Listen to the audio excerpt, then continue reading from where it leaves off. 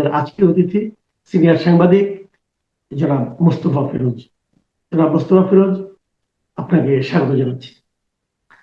জনাব মোস্তফা ফিরোজ, আজ একটা জিনিস আমার নজরে আসলো। আমাদের সাবেক উপদেষ্টা, ছাত্রনেতা এবং গত বছরের জুলাইয়ের যে আন্দোলন ছিল, সেই আন্দোলনের যাকে মাস্টার মাইন্ড হিসাবে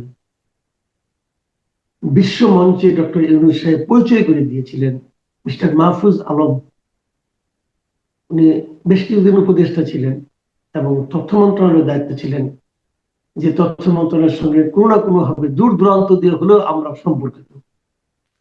তিনি নতুন করে আরেকবার চেষ্টা করতে চাচ্ছেন। উনি বলতে চাচ্ছেন যে ওনারা যে উদ্যোগটা নিয়েছিলেন সেটা নিয়ে অনেকে হতাশ, ব্যর্থ। উনি বলতে চাচ্ছেন যে আরেকবার আমরা চেষ্টা করে দেখতে চাই। আমি কি ওই ওনার পোস্টেরটা আপনাকে পড়ে শোনাই? আসলে আপনাকে শোনাচ্ছি না, দর্শকদেরও শোনাচ্ছি একে শুনে।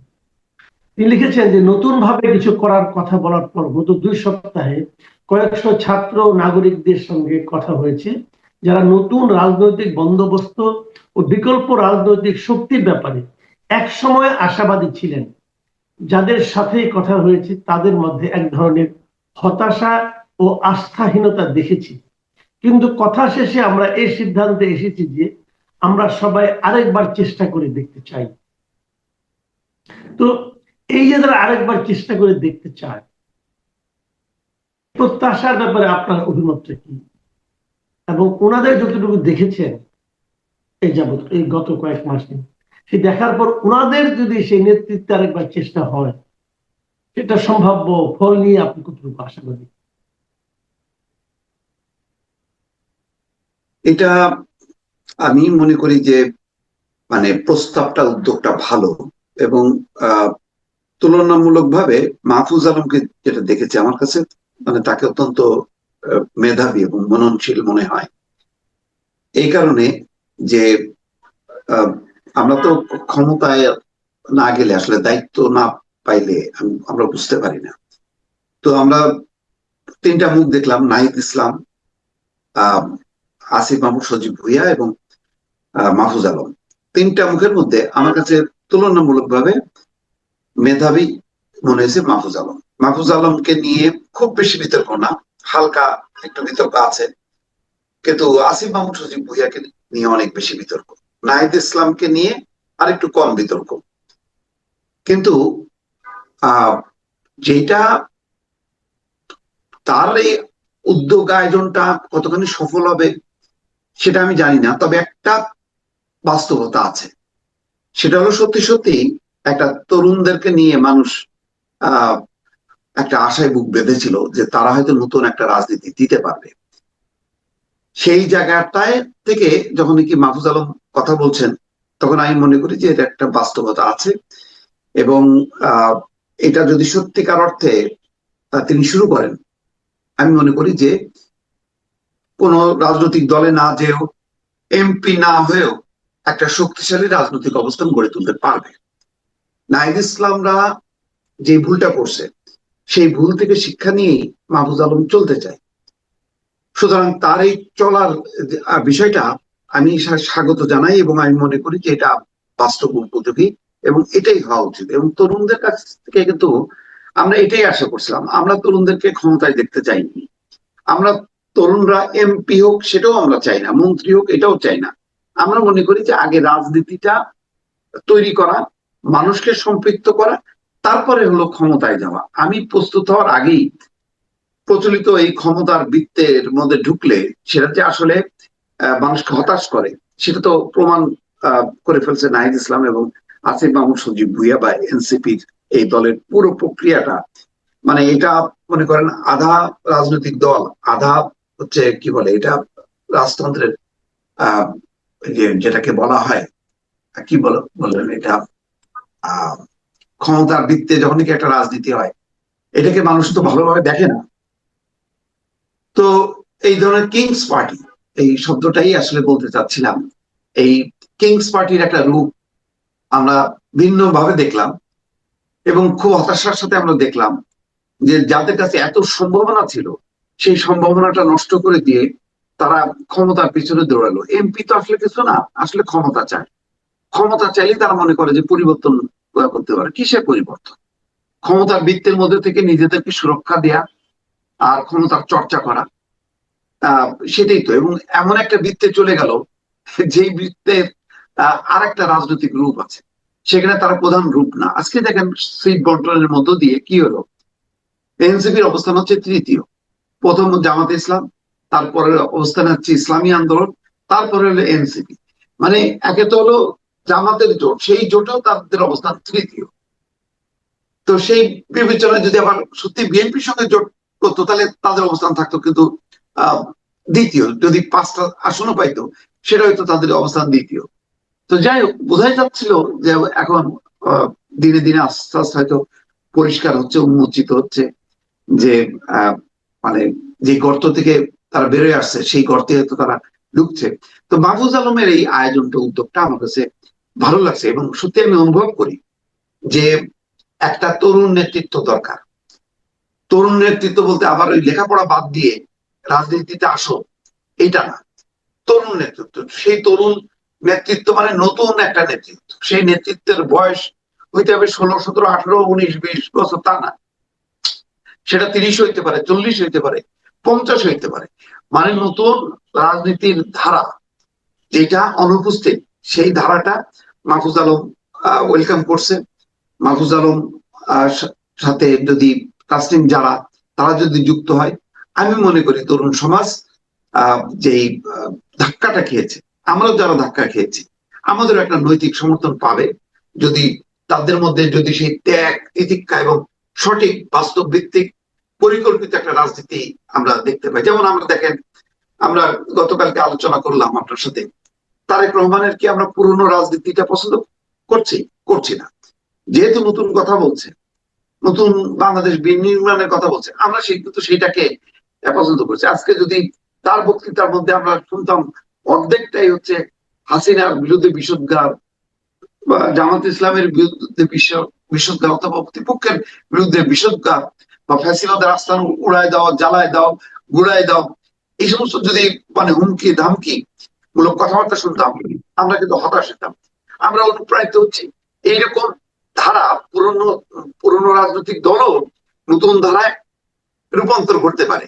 তার সাথে যদি আবার নতুন রাজনৈতিক ধারাও যুক্ত হয়, তাহলে কি হবে? তাহলে গণতন্ত্র শক্তিশালী হবে এবং মানুষের স্কোপ থাকবে মানে বাছাই করা যে এই রাজনীতিটা সঠিক নাকি এই রাজনীতিটা সঠিক। এখন তো আমি পুরো বিভ্রান্তের মধ্যে আছি, কে সঠিক কে বেঠিক আমি তো বুঝতে পারছি না।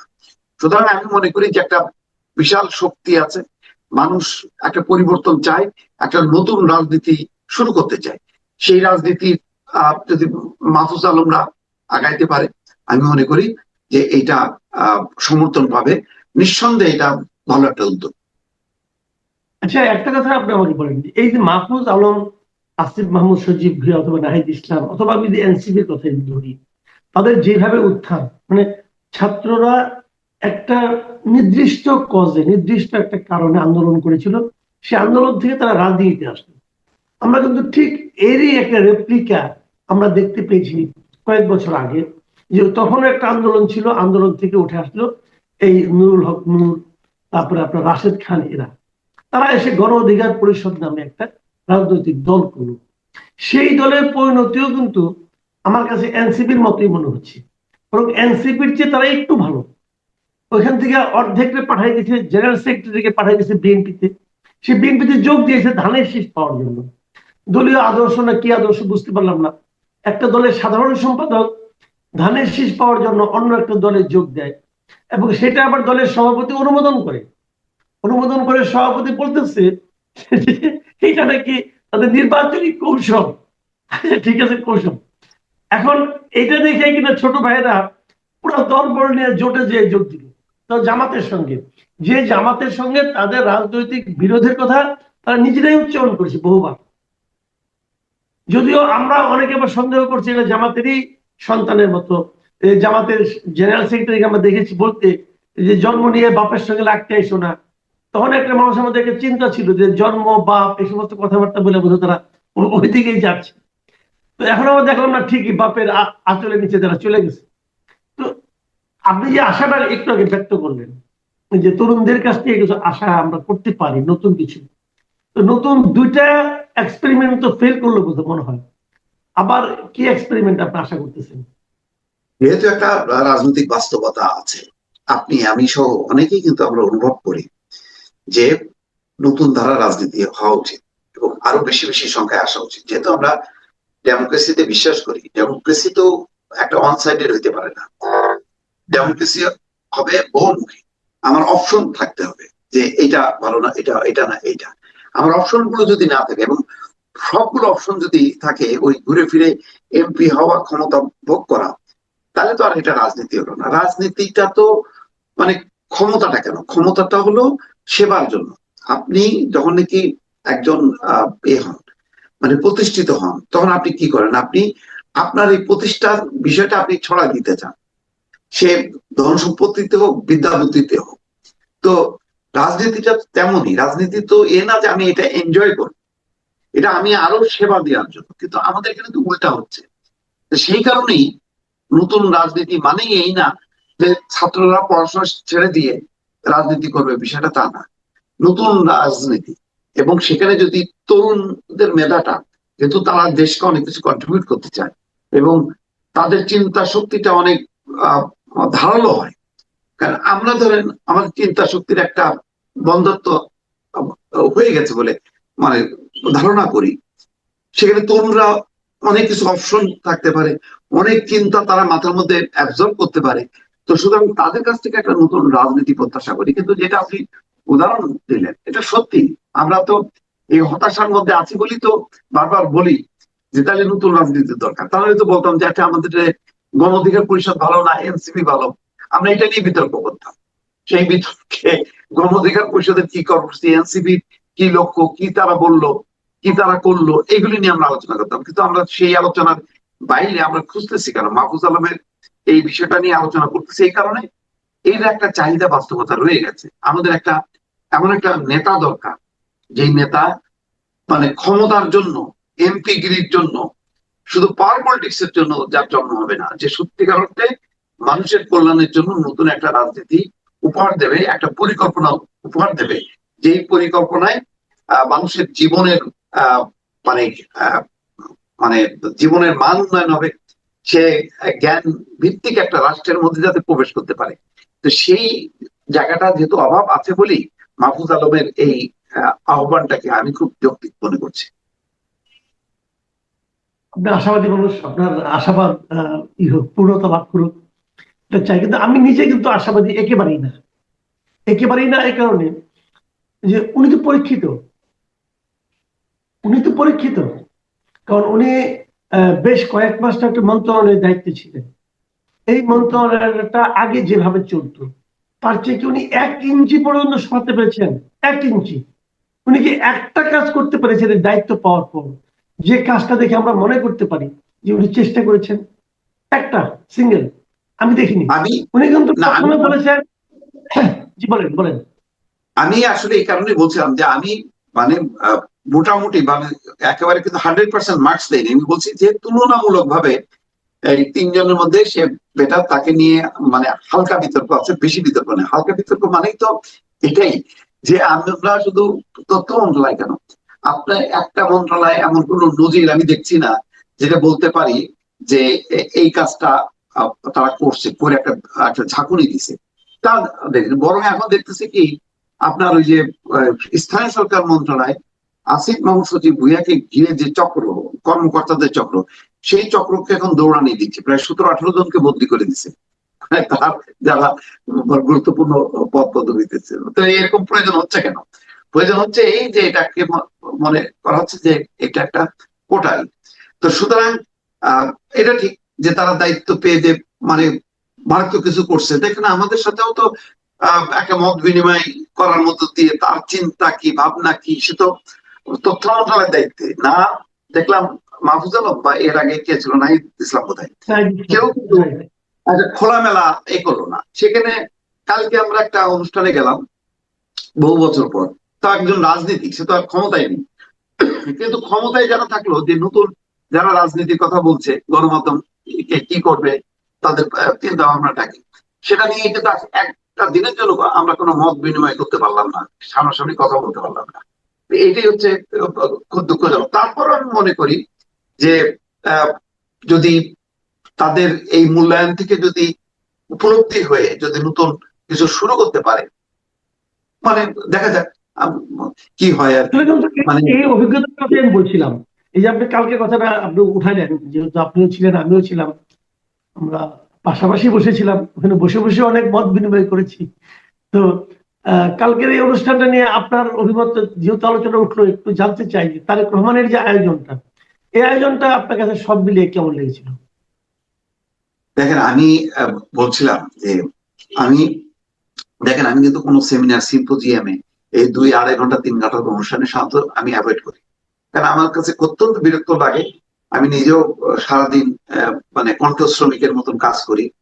তো সেখানে যে আমি একটা বোরিং একটা অভিজ্ঞতা নিয়ে আসবো, তাদের লেকচার শুনবো, যে যারা লেকচার দেয় তাদের উপর আমার আস্থা নেই।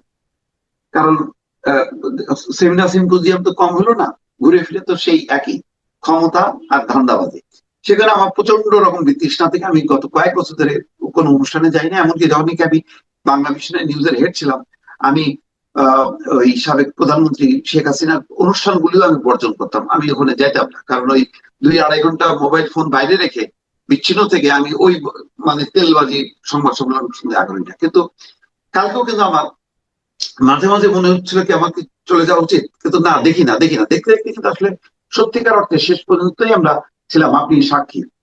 তো এরকম অনুষ্ঠানটা আমার কাছে বহুত বছর পর আমার কাছে অসাধারণ লেগেছে। এই কারণে আমি এখানে শুধুই মাত্র শ্রোতা ছিলাম, সেখানে কিন্তু আমি কোনো বক্তৃতা দেইনি, এবং বক্তৃতা দেয়া আমার দরকার ছিল বা আক্ষেপ সেটাও কিন্তু আমার নেই।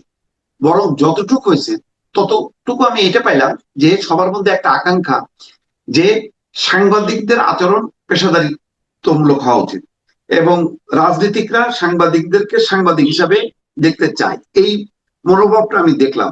সেখানে তেলবাজির একটু চেষ্টা হালকা পাতলা ছিল, কিন্তু সেটাকেও কিন্তু প্রশ্রয় দেয়নি। সবচেয়ে বড় কথা হলো প্রতিটা সাংবাদিকের ডোর টু ডোর যাওয়া, এমনকি মানে ক্যামেরার পিছনের মানুষগুলো, যে ক্যামেরা পার্সন, তাদের সঙ্গে হাত মিলানো, শুভেচ্ছা বিনিময় করা। আমি এর মধ্যে একটা আন্তরিকতা দেখলাম। শুধু আন্তরিকতা লোক দেখানো না, একজন মাননীয় বললেন, তাকেও বললেন যে মাননীয় এই শব্দটা ব্যবহার করবেন না।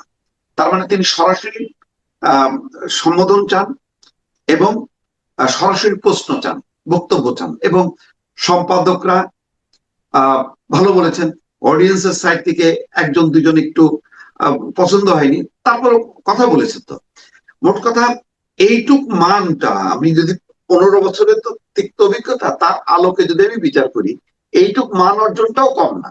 বাট এটা যে একদম 100 ভাগ আমি মার্কস দেবো তা না।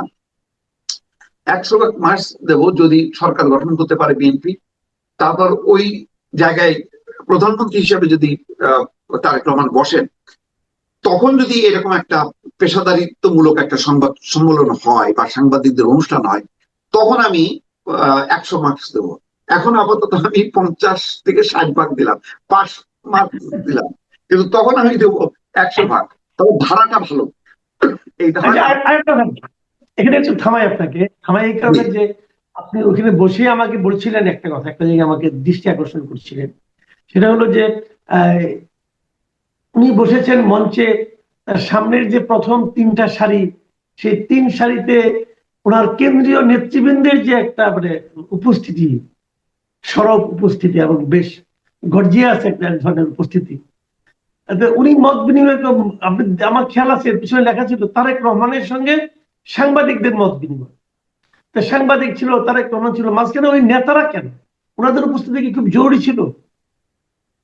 না, জরুরি ছিল না। এই জন্য আমি বলছি তো যে আমি এই অনুষ্ঠানটাকে আমি মানে 100 মার্কস দিচ্ছি না, এই কারণে যে ওই জায়গাগুলো ক্লিয়ার করা দরকার ছিল। এখানে ওনার সাথে ওনার যে প্রেস উইং, আমি মনে করি বরং এই প্রেস উইং ভালো করছে, তারাই যথেষ্ট ছিল। বাস একজন মানে যেহেতু সাংবাদিকদের চেনে জানে, এরকম একজন নেতা থাকলেই যথেষ্ট ছিল, বাকিদের থাকার দরকার ছিল না। কারণ আমরা তো এইগুলি দেখতে দেখতে অভ্যস্ত, গণভবনেও দেখতাম যে Right. মানে প্রথম সারিগুলোতে আওয়ামী লীগের নেতারা বসে পড়তেন, সেখানেই মানে শেখ হাসিনার সামনে বসে থাকা। তো এই একই ধারাটা আমরা দেখতে চাই না। সেই কারণে আমি বলছি যে এই জায়গাটা এই যে আলোচনাটা করা মানে হলো তাদের দৃষ্টি আকর্ষণ করা, যাতে ভবিষ্যতে সাংবাদিক সম্মেলন হোক, সাংবাদিক অনুষ্ঠান হোক, যাতে সাংবাদিকরা প্রাধান্য পায়। কারণ ওখানে আমরা দেখলাম যে সিনিয়র বেশ কয়েকজন সম্পাদক ছিলেন, তাদের ওইভাবে আসনগুলো বিন্যাস করার দরকার ছিল। তো যেহেতু এটা সাংবাদিকদের, সুতরাং এখানে সম্পাদক সাংবাদিক সব একসাথে ছিল। কিন্তু ভবিষ্যতে যখন প্রেস কনফারেন্স করবে, তখন যেন যারা মানে কথা প্রশ্ন করবে, লিখবে, বলবে, তারা যেন প্রায়োরিটি পায়। ওই চেয়ারের সামনে বসে তারেক রহমানের দৃষ্টি আকর্ষণ করা বা ক্যামেরার ফোকাস গুলো যেহেতু সামনের সারির দিকে থাকে, ওই প্রতিযোগিতা যাতে না হয়। সুতরাং আরেকটু, আমি এই জন্য প্রথম বলে আমি বেশি আলোচনা করছি না। এই ত্রুটি বিচ্যুতি গুলো যদি মানে দূর করা হয়, তাহলে আমি মনে করি যে সরকারের সাথে, দলের সাথে সাংবাদিকদের যে সম্পর্কটা হবে, সেই সম্পর্কটা শত্রুতামূলক হবে না, পারস্পরিক বন্ধুত্বমূলক হবে। এবং যেটা তারেক রহমান যেটা আহ্বান করছে যে আপনারা এমন সমালোচনা করেন, যে সমালোচনার মধ্য দিয়ে আমরা আমাদের মানে উন্নয়নকে, আমাদের রাজনৈতিক লক্ষ্য পরিকল্পনাগুলোকে যাতে আমরা বাস্তবায়ন করতে পারি। বিষয়টা তো তাই। তো আমরা সমালোচনা করি কেন? সরকারের ভালোর জন্য। আমরা তো সরকারকে পতনের জন্য উড়াই দাও, ফেলাই দাও, উল্টাই দাও, সেজন্য তো করি না। এটা শেখ হাসিনার সময়ও আমরা কিন্তু ওই কথাটাই বলতাম যে আমরা আলোচনা করি কেন? ভোট যাতে ভালো হয়, সবার অংশগ্রহণে হয়, যাতে এই একটা কার্যকর পার্লামেন্ট গঠিত হয়, সেই লক্ষ্যে আমরা তো মানে আমাদের ওই লক্ষ্য ছিল না যে শেখ হাসিনাকে উল্টাই দাও, ফেলাই দাও। সে সংশোধন হয়নি। যদি সংশোধন হইতো তাহলে তো আজকের এই পরিণতি হতো না। তো আগামী দিনের এখন যারা রাজনীতি, তাদের ক্ষেত্রে আমাদের ওই একই বক্তব্য যে আমরা সরকারের পতনের জন্য কাজ করি না, আমরা কারেকশন গুলো, ত্রুটিগুলি, ওই যে ফোর্থ স্টেট বলা হয় কেন, যে আমরা ওই আইনায় তাদের ভুল ত্রুটিগুলি দেখাই দিতে চাই, সমালোচনা করতে চাই। সমালোচনা মানে শত্রুতা না।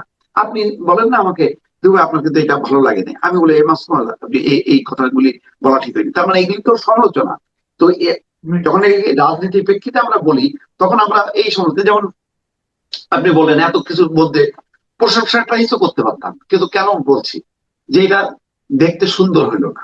একজন সাংবাদিক, সে বিটের হোক, যাই হোক না কেন, এইভাবে বলতে পারেন, আপনি চুপ থাকেন, এই আচরণটাও নিন্দনীয়। প্রশ্নটাও সাংবাদিকদের মধ্যে থেকে পেশাদারিত্ব থাকবে। পেশাদারিত্বটা শুধু রাজনীতিকরা দেখাবেন তা তো না। আপনি আমি যদি নিজেদের মানে কি বলে চাটুকারিতা উড়াই দেই, তখন রাজনীতিকরা তো মানে তাদেরকে তো আমি খারাপ করতেছি। তাদেরকে দেখেন, শেখ হাসিনারও তো একসময় ছিল প্রশ্ন ভিত্তিক সংবাদ সম্মেলন, কিন্তু পরে এটা হয়ে গেল প্রশংসা ভিত্তিক সংবাদ সম্মেলন। আগে ছিল না একসময় প্রশ্ন, উনি প্রশ্ন নিতেন, বলতেন, কিন্তু পরে হয়ে গেল প্রশংসা নিতেন। তারপর উনি হাতের তাকে দেখতে বলতেন যে প্রশ্ন কোথায়। উনিও প্রশ্ন খুঁজতেন, প্রশ্ন পাইতেন না, শুধু প্রশংসাই পাইতেন। যখন আহ্বান করতো যে প্রশ্ন কোথায়, তখনও আবার প্রশ্নের নামে যা বলতো সেটাও আবার প্রশংসা। মানে এইরকম একটা ভয়াল পরিস্থিতি থেকে আসতে গেলে আমাদের আবার প্রশ্ন ভিত্তিক সংবাদ সম্মেলনে ফিরে যেতে হবে। তাইলে সরকার ঠিক থাকবে, রাজনৈতিক দলগুলো ঠিক থাকবে। জি, আমার অনুষ্ঠান আমরা শেষই করবো। খালি ছোট্ট এই আপনার এই শেষ কথা থেকে আরেকটা ছোট্ট প্রশ্ন করতে চাই, আপনি ছোট্ট করে জবাব দেন, 1 মিনিটে জবাব দেন। এই যে একজন সাংবাদিক হিসাবে সরকার পরিচালনা যিনি থাকেন, অথবা যারা সরকার পরিচালনা করতে যান, অথবা যারা সরকার পরিচালনা করতে চান, এই সমস্ত রাজনৈতিক নেতৃবৃন্দ, তাদের কাছে যে আপনি প্রশ্ন করার যে একটা আকাঙ্ক্ষা আপনার মধ্যে আছে এবং তাদের কাছে একটা জবাব যে আপনি চান, আমাদের এখানে তো এখন একজন অন্তর্বর্তী সরকার আছেন যিনি আন্তর্জাতিক অঙ্গনে বিশাল জনপ্রিয় এবং পরিচিত। এখনো একটাও প্রেস কনফারেন্স করলেন না উনি, 1.5 বছরের মাথায় হয়ে গেল। উনি খালি মাঝে মাঝে বাণী দেন, ভাষণ দেন জাতির উদ্দেশ্যে, কিন্তু উনি কোনো প্রশ্ন করার সুযোগ দিচ্ছেন না সাংবাদিকদের। ওনার পরিচিত 2-1 জনকে ডেকে ডেকে হয়তো বলেন, এর বাইরে কিছু না। এটাকে আপনি কিভাবে দেখছেন? আপনি কি হ্যাপি? এটা শেষ লগ্নে আমি আর এগোতে চাই না, কারণ এটা আমার একটা চূড়ান্ত হতাশা জায়গা। আল্লাহ রসের নির্বাচনটা যদি পারলে আরো আগে নিয়ে দিয়ে যদি দেন, আমি মনে করি আলহামদুলিল্লাহ ওই সংবাদ সম্মেলন ডাকারও দরকার নেই, আমার প্রশ্ন করারও ইচ্ছা নেই।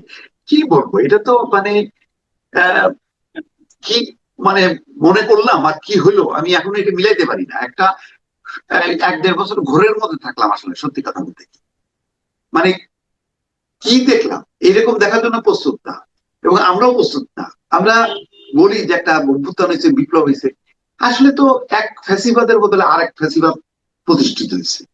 কিসের আপনার বিপ্লব? আপনি এখন আরেক আপনি মবক্রেসি তৈরি হয়েছে, সেই মবক্রেসি মানে তো ফ্যাসিজম। তো তো মানে এটা হইলো, এটা বলেন তো। সেজন্য আমি বলি যে এখন আমার আর কোনো প্রত্যাশা নেই, এবং এটা নিয়ে আর উনি সংবাদ সম্মেলন আর সময়ও নেই। এটা প্রত্যাশিত ছিল, কিন্তু তারপরও পরিপূর্ণভাবে চেয়ারম্যান হওয়া এই ব্যাপারটির জন্য তাকে অভিনন্দন জানাতে হয়। কিন্তু একই সাথে একটি দুঃখজনক ঘটনার মধ্যে দিয়ে তো তিনি চেয়ারম্যান হলেন। কোনো সন্তানই চাইবেন না যে তার মা যেখানে চেয়ারম্যান সেখানে মায়ের অবর্তমানে চেয়ারম্যান হতে। কিন্তু এই দলে তো তাকে সেটাই হতে হয়েছে। মায়ের প্রয়াণের পরে তাকে এই পূর্ণ চেয়ারম্যানের দায়িত্বটি দেওয়া হয়েছে। তবে দীর্ঘদিন যাবৎ বেগম জি অসুস্থ থাকার কারণে এবং তারপর কিছু সময় জেলে থাকার কারণে তাকে কিন্তু ভারপ্রাপ্ত চেয়ারম্যানের কাজটি করতে হয়েছে এবং দলকে প্রায় পরিপূর্ণভাবে নেতৃত্ব দিতে হয়েছে।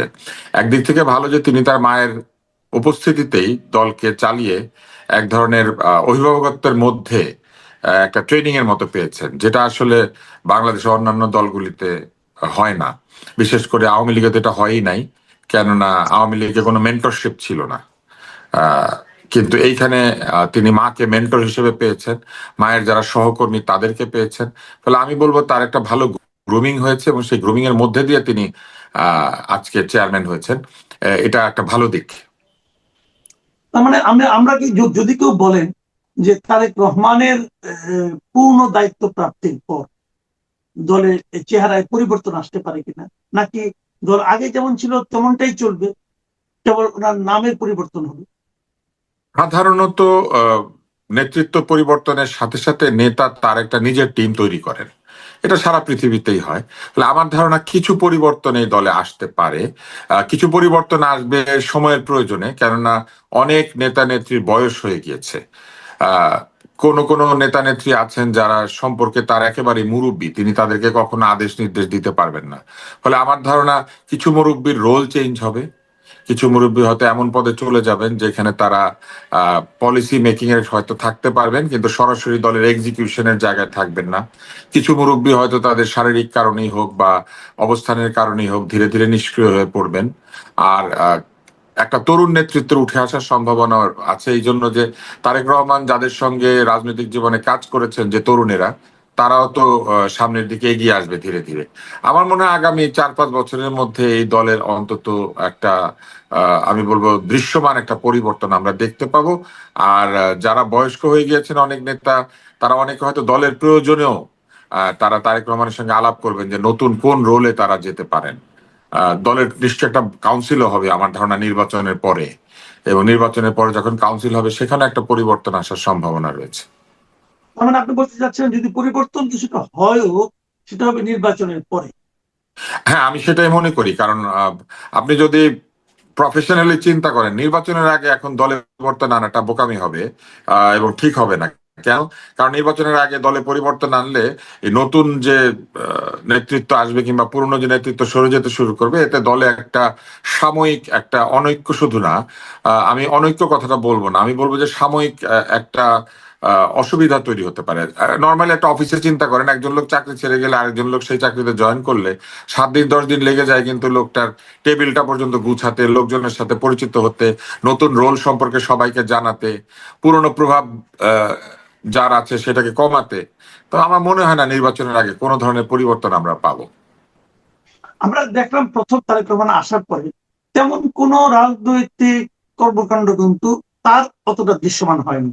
প্রথম কয়েকদিন গেল উনি প্রথম দিন ঢুকলেন, মায়ের এখানে গেলেন, মা মারা গেলেন, মায়ের জানাজায় গেলেন, তারপর দু একটা স্মৃতিসৌধে গেলেন, তারপরে আপনার কারো কারো কবর জিয়ারত করলেন, এই তো। আর অফিসে বসলেন, মানে বাইরে জনসমক্ষে জনসমাগমে জনসভা অথবা এই ধরনের কোনো কিন্তু কর্মসূচিতে উনি এখন পর্যন্ত যাননি।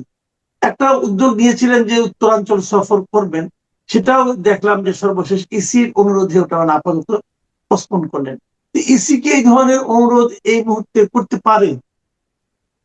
উত্তরাঞ্চল তিনি যদি সফর করেন তাহলে পুরো অঞ্চল সফর করলে ইসি হয়তো তাকে না করতে পারে, কেননা পুরো উত্তরাঞ্চল তো আর তার এলাকা না।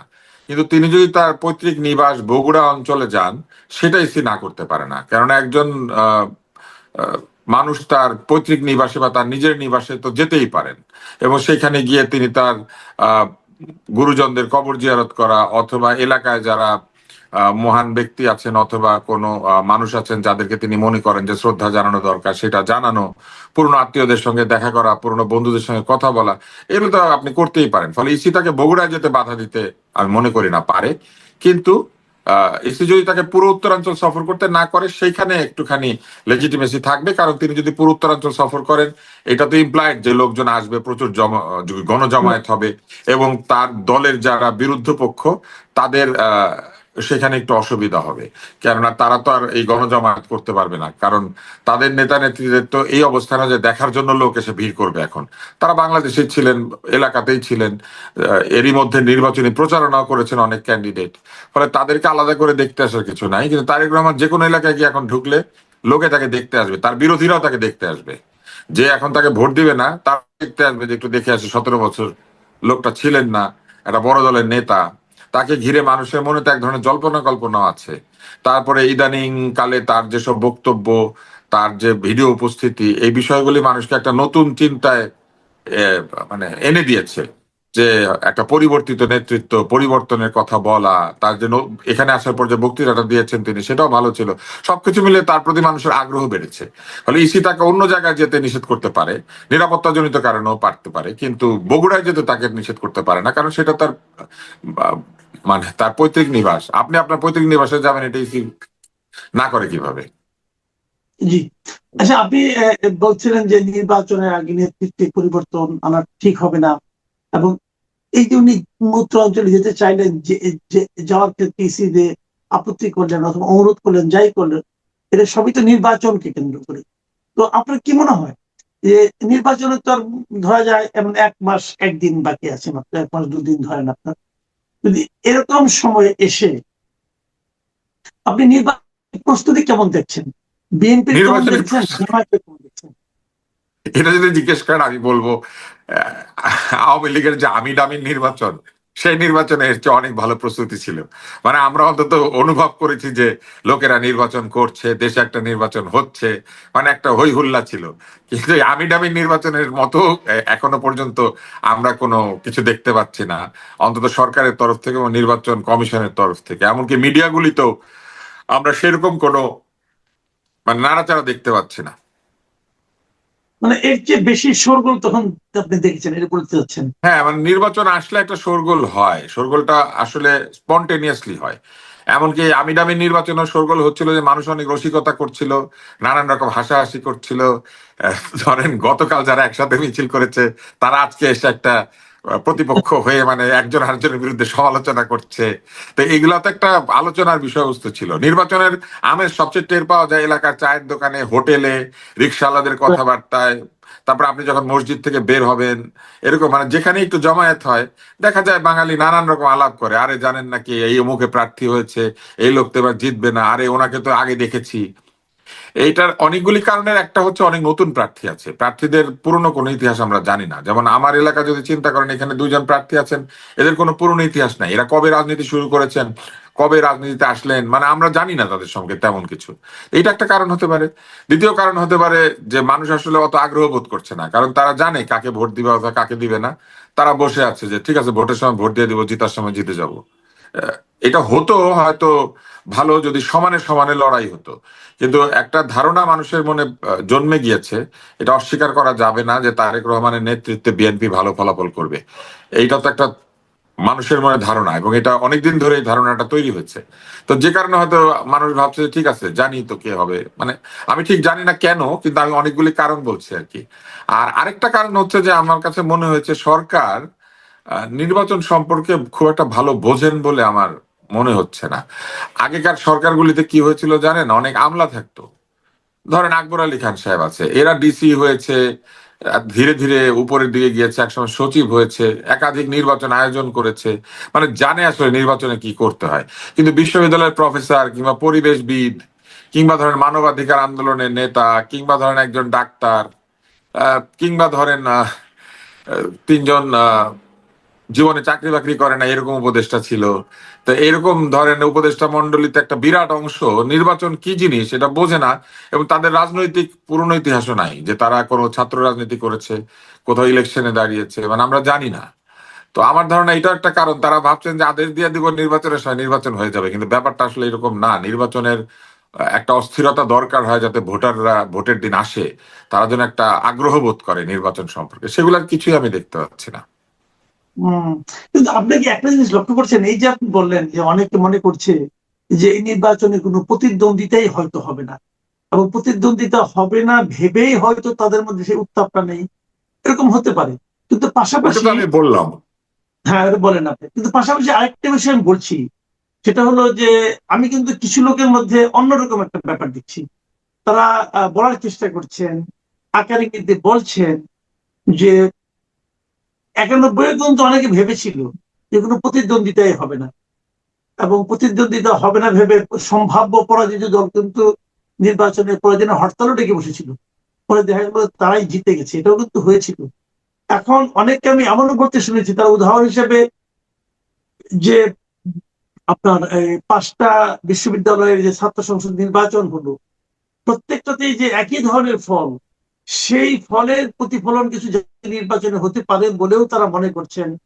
এবং আপনি জামাত ইসলামের অনেক লিডারের যে বডি ল্যাঙ্গুয়েজ আপনি একটু খেয়াল করেছেন কিনা জানি না, তাদের মধ্যে কিন্তু একটা অন্যরকম আত্মবিশ্বাস আমি দেখতে পেয়েছি। আপনি কি বলবেন? এই আত্মবিশ্বাসের একটি বড় কারণ হচ্ছে যে এই যে সরকারটা পরিচালিত হয়েছে সেই সরকারের উপরে তারা অত্যন্ত গভীর প্রভাব বিস্তার করতে পেরেছিলেন। ফলে তারা ভাবছেন যে এই সরকার এবং সরকারের যারা বিভিন্ন পক্ষ রয়েছে তারা নির্বাচনের সময় তাদেরকে একটা সাটেল অ্যাডভান্টেজ বা একটা একটা প্রচ্ছন্ন একটা সহায়তা তারা প্রশাসনের কাছ থেকে পাবেন। কারণ আপনার নিশ্চয়ই মনে আছে তারা শুরুতে যখন ডিসিএসপি এসব নিয়োগ হয়েছে তখন একবার প্রভাব বিস্তার করেছেন, আবার তাদের একবার মনে হয়েছে যে না, এই প্রশাসনও যথেষ্ট নিরপেক্ষ হয় নাই, এই কথা বলে তারা লটারি করিয়েছেন। কিন্তু অভিযোগ রয়েছে লটারিতে যাদের নাম রেখে লটারি করা হয়েছিল সেখানে তাদের লোকই বেশি ছিল। তো এইসব কারণে এক ধরনের প্রস্তুতি তারা ভেতরে ভেতরে প্রশাসনের মধ্যে নিয়েছেন। প্রশাসনে এমনিতেও তাদের লোক অনেক আছে, কারণ তাদের লোকেরা বিসিএস পরীক্ষা দিত, তারা বিভিন্ন জায়গায় কোয়ালিফাই করতো, কারণ তারা পড়াশোনা করে, এটা তো অস্বীকার করা যাবে না। তাদের ছাত্রছাত্রীদেরকে তারা বৃত্তি দেয়, কোচিং সেন্টার খুলে দিয়েছে। আপনি যদি মেডিকেল কলেজে তাকান দেখবেন তাদের একাধিক কোচিং সেন্টার আছে যেখানে মেডিকেলে লোক ভর্তি করানোর জন্য তারা রীতিমতো পড়াশোনা করায়, ভর্তি হওয়ার পরে তাদেরকে বইপত্র কিনে দেয়, এরকমও আছে। আপনি বিশ্ববিদ্যালয়গুলিতেও নিশ্চয়ই নির্বাচনের সময় খেয়াল করেছেন যে ছাত্ররা বলেছে যে এই নেতারা তাদেরকে বিভিন্ন সময় ব্যক্তিগত সহায়তা করেছে। এইবারও দেখবেন তারা জিতার পরে সবার কাছে খাটপালং নিয়ে হাজির হয়েছে। তারপরে শুনেছি জাহাঙ্গীরনগরে গরম পানি ঠান্ডা পানির ব্যবস্থা করে দিয়েছিল, অনেক জায়গায় বাথরুম মেরামত করেছে, অনেক জায়গায় শতরঞ্জি নিয়ে গিয়েছে। আমরা দেখলাম মানে এমন কিছু নাই, কার্পেট জাহানামাজ সব বিতরণ করছে। তো এরকম একটা অবস্থায় যদি ছাত্র রাজনীতি যায়, আপনি কি এটা আগে কখনো দেখেছেন যে ছাত্ররা এগুলা বিলি করে বন্টন করে? তো এই যে বিলি বন্টনের যে রাজনীতিটা এটা তাদের আছে, এবং এটা থাকার ফলে ছাত্র রাজনীতিতে তারা হয়তো সাময়িকভাবে বেশ ভালো করেছে। আরো একটা বিষয় রয়েছে, পাবলিক বিশ্ববিদ্যালয় এখন আহ একটু আমি বলবো যে উচ্চ মধ্যবিত্তদের ছেলে মেয়েদেরকে তারা না পাঠিয়ে অনেকেই প্রাইভেট বিশ্ববিদ্যালয়ে পাঠান। আর পাবলিক বিশ্ববিদ্যালয়ে তাদের ছেলে মেয়েরা যারা একটু জামাতপন্থী তাদের ছেলে মেয়েরা বেশি ভর্তি হয়েছে, কারণ একদিকে তারা ভর্তি পরীক্ষা ভালো করছে, অন্যদিকে আহ তাদের আর্থিক অবস্থান বা অন্য কিছুর কারণেও তারা প্রাইভেট বিশ্ববিদ্যালয়ে সেইভাবে যাচ্ছে না। আপনি দেখবেন যে আরো একটা বিষয় হয়েছে, শেখ হাসিনা থাকাকালীন সময়ে মাদ্রাসা শিক্ষার সঙ্গে এই অন্য শিক্ষার বা আমাদের যে প্রচলিত শিক্ষা সেটার যে একটা ক্যালিব্রেশন, সেটা না করেই তাদেরকে সমান করে দেওয়া হয়েছিল, যেটা আগে ছিল না। এটা করার ফলে প্রচুর পরিমাণে ছেলে মেয়ে বিশ্ববিদ্যালয়ে সরাসরি ভর্তি হতে পারছে, যেটা আগে তাদেরকে 1-2 বছর অপেক্ষা করতে হতো। তো এইসব কারণে আমার কাছে মনে হয় যে এই ছাত্র রাজনীতির এই চেহারাটা আপনারা দেখতে পাচ্ছেন। কিন্তু রাজনীতিতে গেলে আসলে কি হবে আমরা বলতে পারি না। তবে আপনি যে সম্ভাবনা বলেছেন সেই সম্ভাবনা তো থাকেই, সেটা থাকতে পারে যদি গণতান্ত্রিক ভাবে তারা নির্বাচিত হয়ে যান। এখানে তো কাউকে প্রতিবাদ করার কিছু নাই। সেক্ষেত্রে আমি মনে করি যে আহ, অন্য দলগুলিকে তখন চিন্তা করতে হবে কি করে রাজনৈতিক ভাবে তাদেরকে পরাস্ত করবে ভবিষ্যতে তারা। কিন্তু আমার এখনো মনে হয় না যে তারা সরকার গঠন করার মতো সংখ্যাগরিষ্ঠতা পাবে। আমি একটা একদম শেষ প্রশ্নে চলে যদি আসছি। পেতো, আমি আপনাকে কয়েকটা উদাহরণ দেই, যদি পেতো তাহলে কতগুলি রিডান্ডেন্ট, কতগুলি অবসোলিট দলকে তারা তাদের জোটে নিত না। যার মধ্যে ধরেন অলি আহমেদের দল, এই দলের কোনো আসন বলতে কিছু নাই, এই দল বাংলাদেশে কোথাও জিতবে না, কিন্তু ওই নামের জন্য নিয়েছে। তারপরে ধরেন আখতারুজ্জামান সাহেবকে তাদের দলে ভিড়ানো, এর কোনো দরকার ছিল না। আখতারুজ্জামান না থাকলে ওই আসনে জামাতের প্রার্থী ভালোই প্রতিদ্বন্দ্বিতা করতে পারতো, বরং আখতারুজ্জামান সাহেবকে নেওয়া একটা অসুবিধা, উনি সকালে একটা বলে বিকালে আর একটা বলে। তারপরে ধরেন তারা তাদের রাজনৈতিক ভাবে মিত্র নয়, যারা তাদেরকে অত্যন্ত কঠিন সমালোচনা করেছে, চরমনায়ের পীর সাহেবের যে দলটি রয়েছে, ইসলামী আন্দোলন এবং অন্যান্য দল, এই ওরা কিন্তু তাকেও সাথে নিয়েছে। যদি এতই কনফিডেন্ট হইতো তাহলে তাদের এই দল ভারী করার জন্য কতগুলি অবসলিট মেয়াদোত্তীর্ণ লোকজনকে তাদের দলে ভিড়ানোর দরকার হতো না। আর মনে করেন সরাসরি প্রতিদ্বন্দ্বিতা আছে, এমনকি নীতি আদর্শের মানে একদম মানে দুই উল্টা পিঠ, মুদ্রার দুই পিঠ। আহ, এই পিঠে যদি একজন থাকে ওই পিঠে আরেকজন, সেই চর্মনায়ের সাথেও তার ঐক্য করার কোনো দরকার হতো না। কিন্তু আমরা দেখছি যে তারা তাদেরকে নিয়েছে, তার মানে তাদের যে আত্মবিশ্বাস, সে আত্মবিশ্বাস বলতে যা ভাবা হচ্ছে সেটা নাই। এককভাবে নির্বাচন করে যেই দল মনে করেন অন্তত 80-90টা সিট না পাবে, সেই দল জোট করলে কি করবে? তো ওনাদের তো অন্তত এককভাবে নির্বাচন করে 80-90টা সিট পাওয়ার মতো বা 100টা সিট পাওয়ার মতো অবস্থায় থাকতে হবে। কিন্তু সে 100টা সিট পাওয়ার মতো অবস্থায় কি তারা আসলে ছিলেন? আর যদি থাকেনি তাহলে আরেকটু কাজ করলে 150টা পাওয়া যেত। সেটা না করে তারা কেন এই সব দলকে নিয়েছেন? এবং সবচেয়ে বড় ব্যাপার হচ্ছে আরেকটা দলকে তারা নিয়েছেন, এনসিপি। এনসিপি তো তাদেরকে জাতা বলেছে, তো সেই জাতা বলা লোক দলটা কিবা তারা নিলেন কিভাবে? তার মানে তাদের আত্মবিশ্বাস যদি উপর দিয়ে থাকেও, ভিতরে ভিতরে তাদের পরাজয়ের চিন্তা আছে, তা না হলে এদেরকে নিত না। আপনি কি কারণে নিজের দলের লোককে বঞ্চিত করে আপনি আহ, মানে যাদের সাথে আপনার আদর্শ মিলে না, কথায় মিলে না, বয়সে মিলে না, কাজে কর্মে মিলে না, তাদেরকে নিবেন এবং কেন?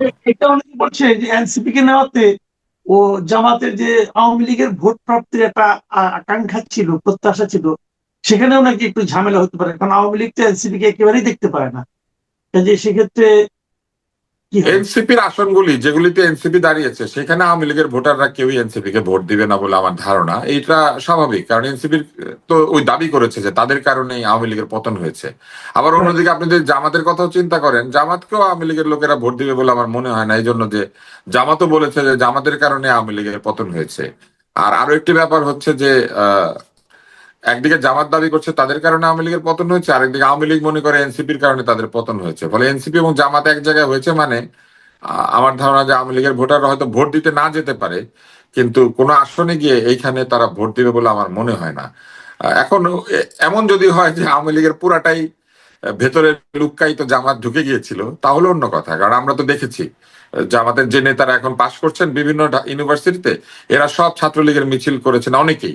এমনকি যে জগন্নাথ বিশ্ববিদ্যালয়ে নাকি যারা জবিতে যারা হলেন, তাদেরও অন্তত 3 জনের ছবি আজকে আমি দেখেছি, যদি এটা সত্য হয়ে থাকে ফেসবুকে, তাহলে অন্তত 3 জনকে দেখেছি তারা একদম মিছিলের অগ্রভাগে। একজন তো বলছেন মুজিবের বাংলায় বৈষম্যের ঠাঁই নাই, স্লোগান দিচ্ছেন মাইকে মাইকে। তো ভালো, আমি আমি দেখতে পাচ্ছি যে ছোটবেলায় এটাকে অবসকিউর এটাকে বলে। অনেকে বলছে এগুলো নাকি গুপ্ত জামাত, এখন গুপ্ত জামাত কিন্তু এখন এই ধরনের আশঙ্কা অনেকে বলছে যে গুপ্ত জামাতের প্রচুর সংখ্যক লোক নাকি বিএনপিতে পাচ্ছে, যেভাবে তারা গুপ্ত হিসাবে ছাত্রলীগের থেকে আওয়ামী লীগকে ধ্বংস করেছে, এখন বিএনপিতেও নাকি অনেক গুপ্ত জামাত আছে বিএনপিকে ধ্বংস করার জন্য। তো এই গুপ্ত রাজনীতির এই গুপ্ত পদ্ধতি আপনার কাছে কেমন লাগছে? এই গুপ্ত পদ্ধতি একটা কি বলবো, আমরা ছোটবেলায় অবসকিউর বলে একটা গ্রুপ আছে, আমরা তাদের গান শুনতাম। তো সেইখানে একটা গান ছিল, কলিকালের ভণ্ড বাবা খাজা বাবার নাম ভাঙাইয়া, ধর্মটারে ল্যাং মারিয়া, ভাওতাবাজির এমডি সাজে, বাবারে বাবা ও বাবা ভণ্ড বাবা, বাবারে বাবা ও বাবা কলির বাবা।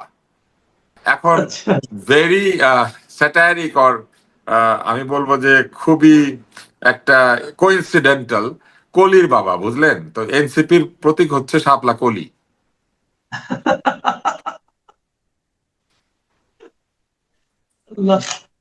ঠিক আছে, আর আর আর বাড়াই না। একটা শেষ প্রশ্ন যদি 1 মিনিটে বলেন তাহলে এটা সম্পূর্ণ বলা দরকার না, আকারে কিন্তু বললেও চলবে, যে নির্বাচন ধরে গেল 12 তারিখে হয়ে গেল, একদল জিতেও গেল, নতুন সরকারও আসলো। নির্বাচনটা সারা দুনিয়াতে কতটুকু গ্রহণযোগ্য হবে বলে আপনার কাছে মনে হয়?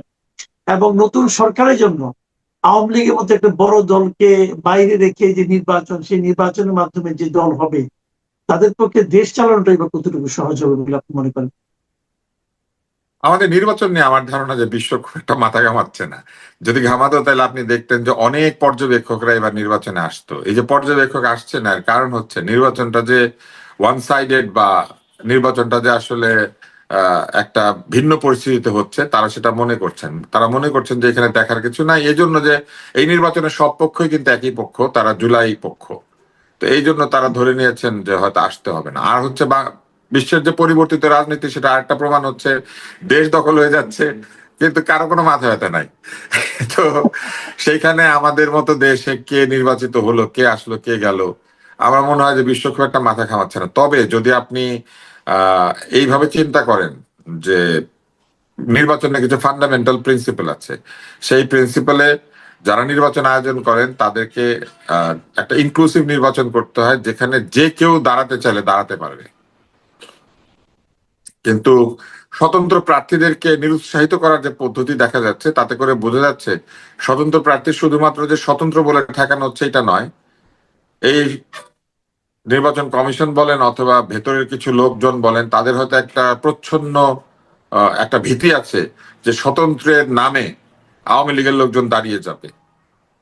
জি। এবং এই এই জন্য স্বতন্ত্রদেরকে এইভাবে ঠেকানো হচ্ছে। কিন্তু স্বতন্ত্র প্রার্থীদেরকে ঠেকিয়ে রাখার চেষ্টার ভেতর দিয়ে আসলে নির্বাচনটা, যদি কোনো বিতর্ক সৃষ্টি হয়, এটার জন্যই হবে। কারণ দল তো দলের মতো করে নির্বাচন করতে পারছে, যারা নিবন্ধিত আছে অথবা যাদের অনুমতি আছে। আওয়ামী লীগ পারছে না, সেটা না পারার যথেষ্ট রিজন আছে। আইনগতভাবে সরকার তাদেরকে বন্ধ করে রেখেছে, নানান ধরনের শর্ত আছে, নিবন্ধন স্থগিত আছে বলেছে। তো সেটার না একটা লেজিটিমেট রিজন দেখানো যাবে। কিন্তু স্বতন্ত্ররা দাঁড়াতে পারছে না, স্বতন্ত্ররা দাঁড়ালে পরে তাদেরকে নানান অজুহাতে বাতিল করে দেওয়া হচ্ছে। সবচেয়ে বেশি বাতিল হয়েছে স্বতন্ত্র প্রার্থীদের মনোনয়নপত্র। তো এইটার মধ্যে দিয়ে আসলে এই নির্বাচনটা মনে হচ্ছে যেন তারা চাইছেন শুধুমাত্র দুইটা জোটের মধ্যে নির্বাচন হোক, মাঝখানে কেউ না থাকুক। তো এইটা আমার কাছে মনে হচ্ছে এটা ঠিক হচ্ছে না। এইটার জন্য ভবিষ্যতে কোনো এক সময় নানান রকম প্রশ্ন উত্থাপিত হতে পারে। আর আরেকটা তো হবেই, একটা দলের 2 কোটি 2.5 কোটি ভোটার আছে, এখন তারা বাইরে আছে, এখন তারা কেউ ধন্যবাদ। আম, আমি আসলে শুরু করতে চাচ্ছি একটু পেছন থেকে। সেটা হচ্ছে আপনার আমাদের দেশে যে আমরা যেই অঞ্চলে বসবাস করি সেই জায়গাটায় মূলত বিভিন্ন ধরনের চিন্তার মানুষ এখন বসবাস করে, এবং এই যে বিভিন্ন ধরনের চিন্তা এবং বিভিন্ন ধরনের আইডিওলজিক্যাল যে স্প্রেড, এগুলির পেছনে একটা কারণ রয়েছে। সেই কারণটা হচ্ছে গিয়ে আমরা একটা কলোনাইজড কান্ট্রিতে বসবাস করি। তো আমরা সবসময় কলোনাইজেশন বলতে মনে করি যে আমাদের ইউরোপিয়ান কলোনাইজেশন হয়েছে। কিন্তু মূলত আমরা যদি গালফের দিকে তাকাই, যে আমাদের মধ্যে যে আমাদের যে চলন বলন বা আমাদের যে রিলিজিয়াস ফিলসফি, সেই ফিলসফিটা মূলত এসেছে হচ্ছে মিডল ইস্ট থেকে। তো সেখান থেকে আমরা যদি একটু কলোনাইজেশনটা ভিন্নভাবে দেখি, তাহলে দেখবো যে আমাদের মাঝে একটা মিডল ইস্টার্ন যে কালচার, সেই কালচারেরও একটা কলোনাইজেশন হয়েছে, যেটাকে আমি বলি হচ্ছে আপনার মনস্তাত্ত্বিক কলোনাইজেশন, সাইকোলজিক্যাল কলোনাইজেশন। তো সেই থেকে যে আমাদের দেশটা যে আলাদা হয়েছে, সেটাও ধর্মের ভিত্তিতেই আলাদা হয়েছিল, যার ফলে যে আমাদের স্বাধীনতা সম্পর্কে ধারণা, বা এই যে ধরেন আমাদের যে সকল ইউনিভার্সিটিগুলিতে যে শিবিরের প্যানেল জয়লাভ করেছে, তার পেছনে সবচেয়ে বড় যে বিষয় মানে কাজ করেছে, সেটা হচ্ছে মনস্তাত্ত্বিক কন্ডিশনিং। যে আমরা মানে জামাত শিবির বলতে কি মনে করি, আমাদের আর কি সমাজে একটা প্রচলিত ধারণা আছে, এখন সেই ধারণাটা প্রেথিত হয়েছে, গেঁথে গেছে। সেটা হচ্ছে গিয়ে জামাতে ইসলাম ইকুয়ালস ইসলাম। মানে এই যে জামাতে ইসলাম মানেই ইসলাম, এটা দীর্ঘদিন ধরে সমাজে মানে প্রচার করা হয়েছে, এবং খুবই সূক্ষ্মভাবে, খুবই কৌশলে এই জিনিসটা দীর্ঘদিন ধরে জামাতে ইসলাম প্রচার করতে সক্ষম হয়েছে। সেক্ষেত্রে তারা নারীদেরকেও টার্গেট করেছে, এবং সমাজের প্রত্যেকটা স্তরে স্তরে তারা এটা নিয়ে কাজ করেছে। তো আপনি চাইলে এটা আমি ডিটেলে বলতে পারি, আর না হয় আমরা অন্য প্রশ্নের দিকে যেতে পারি। না, আপনি এই যে বলেন যে সমাজের বিভিন্ন স্তরে তারা এটাকে মানে আপনার ঢুকিয়ে দিতে পেরেছে অথবা ঢুকে গেছে, এটা আপনার কাছে মনে হলো কেন এবং কি দেখে আপনার মনে হলো? 1 নম্বর। দ্বিতীয় প্রশ্নটা হলো তারা কিভাবে ঢুকালো?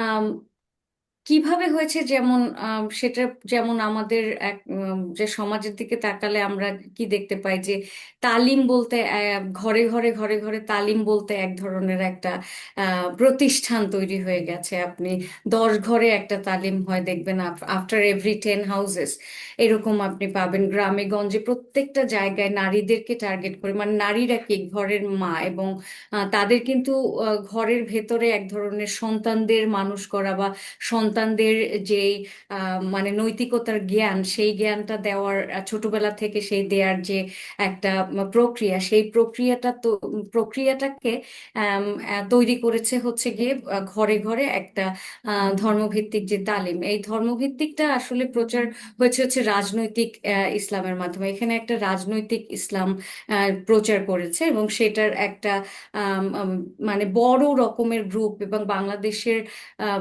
বিভিন্ন জায়গায় সেটা ছড়িয়ে গেছে। এটাকে আমরা মিশনারি, যে খ্রিস্টান মিশনারি যেভাবে সারা ওয়ার্ল্ডে প্রচার করেছিল, ওইভাবে মিশনারি যে সিস্টেমে আপনার স্প্রেড হয়েছিল, সেই সেম সিস্টেমে মানে বিভিন্ন জায়গায় স্প্রেড হয়েছে। তো মা যখন বলছে যে মানে আম, জামাতে ইসলাম বা শিবিরকে ভোট দিলে হচ্ছে সেই জিনিসটা আর কি দেশের জন্য ভালো হবে, এবং তার সন্তানরা সেফ থাকবে, তার সন্তানদের জন্য এটা মোরাল এবং ভালো কাজ, তখন কিন্তু সন্তান কিন্তু অত ক্রিটিক্যালি চিন্তা করতে পারে না, কারণ সে কেবল তার যাত্রা শুরু হয়েছে একটা ইউনিভার্সিটিতে, একটা 19-20 বছরের একটা স্টুডেন্ট। সে কিন্তু অত ক্রিটিক্যালি ভাবে না। ক্রিটিক্যালি না ভাবার পেছনে আমাদের যে মানে আম, সমাজের এবং আমাদের রাষ্ট্রের ব্যর্থতা আছে, আমাদের পলিটিক্যাল পার্টির ব্যর্থতা আছে। কারণ আমরা যে সংস্কৃতি, বাংলার যে একটা যে সংস্কৃতি রয়েছে, সেই সংস্কৃতিটাকে আমরা ওইভাবে আমাদের সন্তানদের মধ্যে ওভাবে পপুলার করতে পারিনি। আমরা পপুলার যেটা করেছি সেটা হচ্ছে এক ধরনের আইডিওলজিক্যাল, মানে রিলিজিয়ন বেসড একটা সোসাইটি। সেখানে মানে আহ, আপনি দেখেন এখানে পরকালকে নিশ্চিত করা বা সে একটা পবিত্র জীবন যাপন করা, এই সব কিছুর পেছনে কাজ করেছে ভীষণভাবে জামাত। সোসাইটাল এবং পলিটিক্যাল, সাইকোলজিক্যাল, এই সব অ্যাসপেক্টে কাজ করেছে এবং দীর্ঘদিন ধরে কাজ করেছে। এটা খুব সোজাসাপটা ভাবে বললেই আমরা আসলে বুঝতে পারবো না। এটা খুব ডিপলি তারা রন্ধ্রে রন্ধ্রে কাজ করেছে, এবং সেটার ফল তারা পেয়েছে। যে একটা কথা আপনি আমাকে বললেন যে মা যদি সন্তানকে ফোন করে, তার ইউনিভার্সিটি পড়ুয়া সন্তানকে ফোন করে যে জামাত আমাদের জন্য অধিকতর নিরাপদ, এবং এটা আমি পেয়েছি। আমি আমি আমি এর মধ্যে একটা পত্রিকা প্রথম আলোতে দেখলাম, ওখানে একজন লেখক লিখেছেন যে ওনারা এটা সার্ভে করেছেন এবং অনেক স্টুডেন্টকে জিজ্ঞাসা করেছেন। সেই স্টুডেন্টরা বিশেষ করে নারী স্টুডেন্ট যারা আছে, তারা নাকি বলেছে, তার মা বলেছেন যে তুমি যদি জামাতকে ভোট দাও তাহলে সেটা তোমার জন্য অধিকতর নিরাপদ হবে। তো মা যদি একটা টেলিফোনের মাধ্যমে তার সন্তানকে এভাবে প্রভাবিত করতে পারেন, এটা কি আপনার কাছে লজিক্যাল মনে হয়? যে ছেলে মেয়েটা ঢাকা শহরে থাকে, ঢাকা শহরের দিন দুনিয়া দেখতেছে, মানুষের সঙ্গে তার একটা এক ধরনের মত বিনিময় হচ্ছে, সে তার গ্রামে থাকা মায়ের একটা ফোনে প্রভাবিত হবে? এটা কি আপনার কাছে লজিক্যাল মনে হয়? এটা শুধু একপাক্ষিক ভাবে কাজ করেনি। এখানে মা শুধু একমাত্র অ্যাক্টর না, এটাকে মাল্টিপল ফ্যাক্টর দিয়ে আপনার দেখতে হবে। আমাদের যে কলোনাইজেশন, আমি যেটা বলেছি যে আমাদের মনস্তাত্ত্বিক সাইকোলজিক্যাল একটা কলোনাইজেশন হয়েছে বিভিন্নভাবে। আপনি দেখবেন যে আমরা একদিকে ওয়েস্টার্ন আমাদের পোশাক আশাকে, আর একদিকে আমরা মিডল ইস্টার্ন।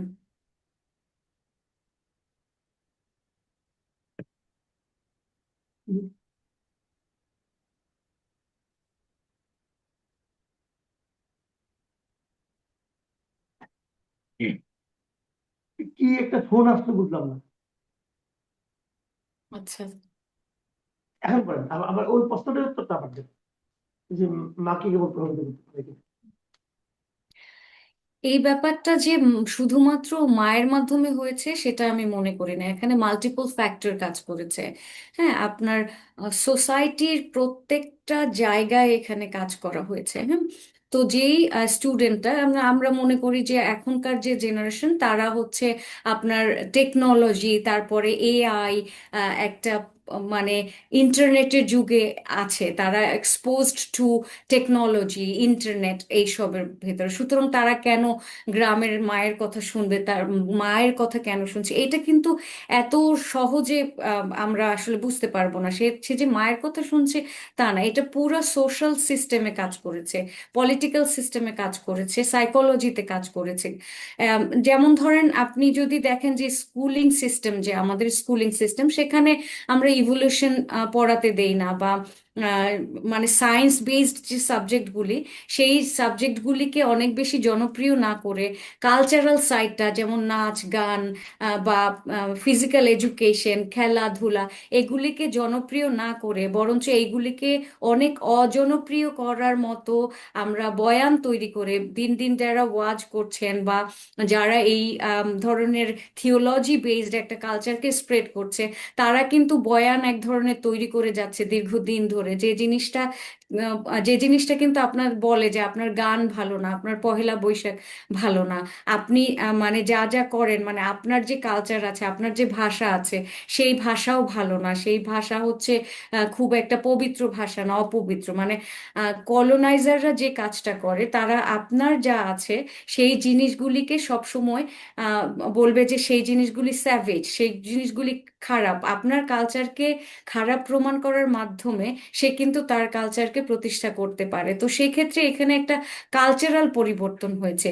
সেই পরিবর্তন শুধু যে মায়ের হাত ধরে হয়েছে তা না, রাজনীতির হাত ধরে হয়েছে, স্টেটের হাত ধরে হয়েছে। স্টেট কিন্তু এখানে মানে আর্ট কালচার বা আপনি বাংলাদেশি যে কালচারগুলি আছে, বা জারিসারি, ভাটিয়ালি বা যাত্রাপালা, যা কিছু আমাদের ছিল, ওখানে ইনভেস্ট করেনি।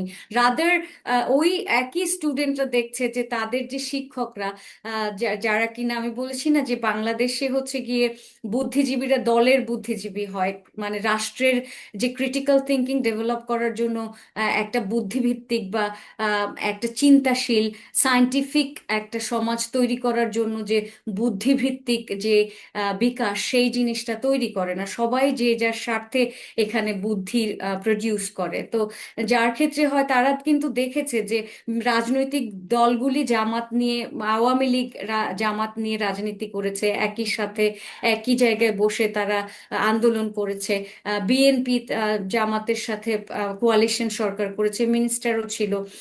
তো তারা সব সময় দেখেছে, এবং তাদের শিক্ষকদের দেখেছে যে জামাতের আম, সাথে তারা যদি রাইট উইংয়ে, রাইট সাইডে কথা বলে, লেফটে না গিয়ে, তাহলে তাদের পপুলারিটি অনেক বেশি বেড়ে যায়। তো এই জিনিসটা তারা দেখেছে, এবং দেখে তারা তাদেরকে এই ধরনের শিক্ষা, একেবারে তাদের যত ধরনের শিক্ষা, সায়েন্স টেকনোলজি বেস, সব কিছুই তাদেরকে ওইভাবে তাদের ব্রেইনে প্রবেশ করানো হয়েছে, যার ফলে শুধু মা একা না, তার প্রত্যেকটা শিক্ষাই হয়েছে ওই ধাঁচের, যেখানে সে এন্ডে এসে সে বুঝতে পারে যে জামাত বা শিবিরই তাদের জন্য, শিবিরের রাজনীতি তাদের জন্য সেফ। এখানে একটা কথা অনেকে বলা বলি করছেন এখন, সেটা হলো যে এই যে মনে করেন বিভিন্ন বিশ্ববিদ্যালয়, যদিও এখানে ছাত্রছাত্রীর সংখ্যা খুব একটা বেশি না, ধরেন এক একটা বিশ্ববিদ্যালয়ে 5,000 6,000 ভোট পেলেই সে জিতে যাচ্ছে। তো এটা তো আমাদের জাতীয় নির্বাচনে যে বিপুল সংখ্যক ভোটার, তার সঙ্গে তুলনা করলে তেমন কিছুই না। কিন্তু এটাও তো ঠিক, এরাই সারা দেশে ছড়িয়ে আছে, এদের পরিবারই সারা দেশে ছড়িয়ে আছে। তো আপনি কি মনে করেন যে এই নির্বাচনে যে ফলটা, এর কিছু না কিছু রিফ্লেকশন আমাদের জাতীয় নির্বাচনে পড়তে পারে? আমি ব্যক্তিগতভাবে মোটেই অবাক হব না যদি জামাত ক্ষমতায় আসে বা জিতে যায়। জামাত এবং তার যে জোট, 11টা জোট, এবং তারা খুব স্ট্রং। তারা যেভাবে কাজ করেছে, একেবারে রুটে গিয়ে কাজ করেছে। রুট, আমি শুধু রুট বলবো না, মানে একদম টপ টু বটম প্রত্যেকটা এরিয়াতে কাজ করেছে। যেখানে একটা স্টুডেন্ট মানে ঢাকা শহরে বা কোনো শহরে কোনো জায়গায় পড়তে গেলে, সেখানে তার কোচিং দেয়া থেকে থেকে শুরু করে তার ওপরে সকল ধরনের ইনভেস্ট করা হয় এবং তাকে বোঝানো হয় যে এই ব্যবস্থা বা তুমি যদি আমাদের ভেতরে আসো বা আমাদের যেই আম, রাজনৈতিক ব্যবস্থা আসে এটাকে তুমি যদি এনডোর্স করো তাহলে তুমি এই সুবিধা পাবে এবং সুবিধা যে পাচ্ছে সেটা একেবারে আমরা দেখতে পাচ্ছি। এটা যে বলার জন্য তারা বলে তারা কিন্তু সেটা না, একেবারেই না। আমরা দেখতে পাচ্ছি যে তারা ইনভেস্ট করে এই স্টুডেন্টদের উপরে, তারা মেয়েদের হলে ইনভেস্ট করেছে এবং তারা প্রমাণ করেছে যে তারা আসলে ওয়েল বিহেভড, তারা সবার জন্য করছে। এই যে কিছুদিন আগে দেখছি যে বিড়ালের জন্য তারা আর কি ঘর তৈরি করে দিয়েছে। তো যারা অ্যানিমাল লাভার তারাও তাদেরকে পছন্দ করবে।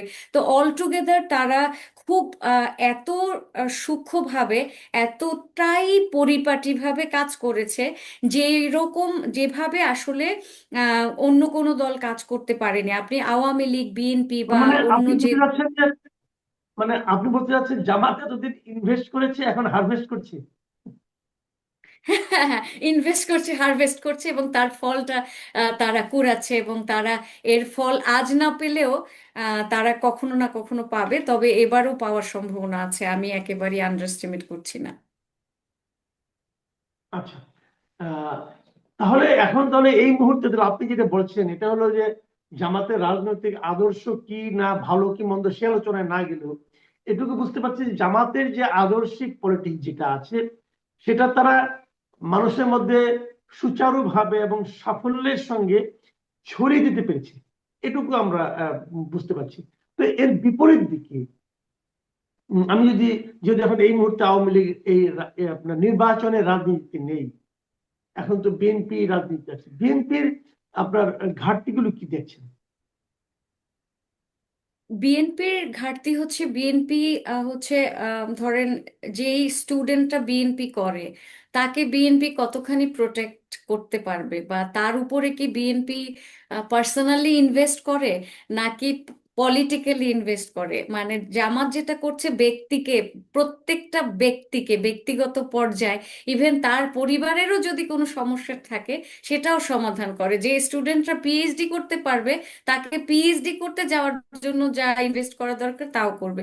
কিন্তু অন্য অন্য যে রাজনৈতিক দল তা কি করবে? বিএনপি কি সেটা করবে? বিএনপি সেটা করবে না। আরেকটা জিনিস দেখেন, বিএনপি একটা মধ্যপন্থার রাজনৈতিক দল হিসেবে প্রতিষ্ঠিত হয়েছে।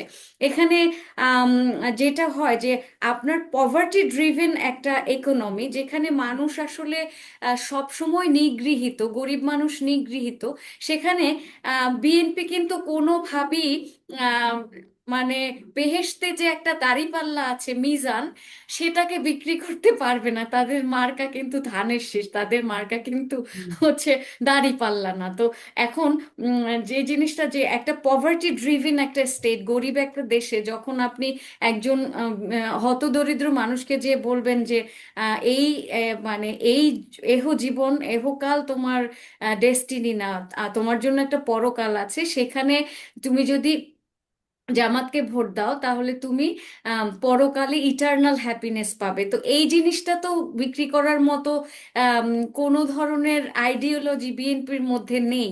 তো বিএনপি কিন্তু এইখানে এই জায়গাটায় হেরে যায়। যেই কথা বলে আম, আওয়ামী লীগ মানে আওয়ামী লীগ বা বিএনপি এই ধরনের দলগুলি ভোট চাইতে পারে, আর যেই ধরনের কথাগুলি যে প্রচারণা করে আম, আপনার জামাত ভোট চাইতে পারে, এর মধ্যে ব্যাপক ব্যবধান আছে। বিএনপির কিছু সমস্যাও আছে যেগুলি হচ্ছে যে বিএনপি কিন্তু যখন মানে চাঁদাবাজ হিসেবে তাকে যে প্রচারণা তার বিরুদ্ধে চালানো হচ্ছে, আমি বলবো এই জিনিসটা ব্যাপকভাবে তার বিরুদ্ধে একটা ষড়যন্ত্র।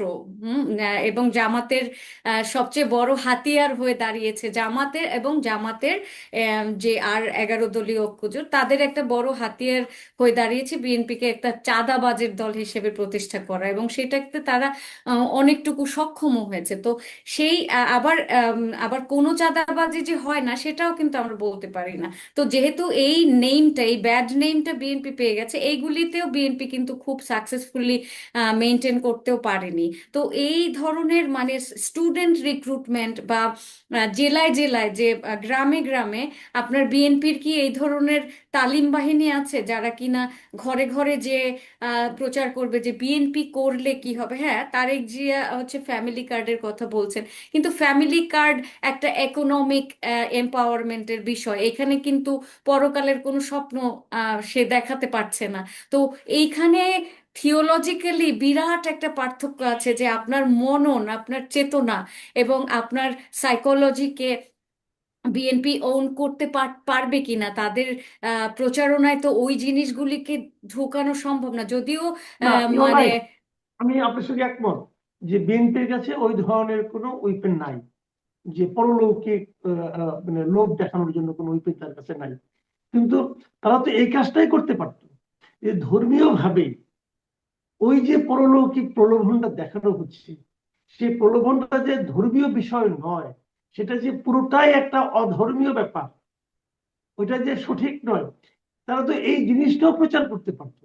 কিন্তু তারা তো সেই কাজটাও করতে পারে নাই।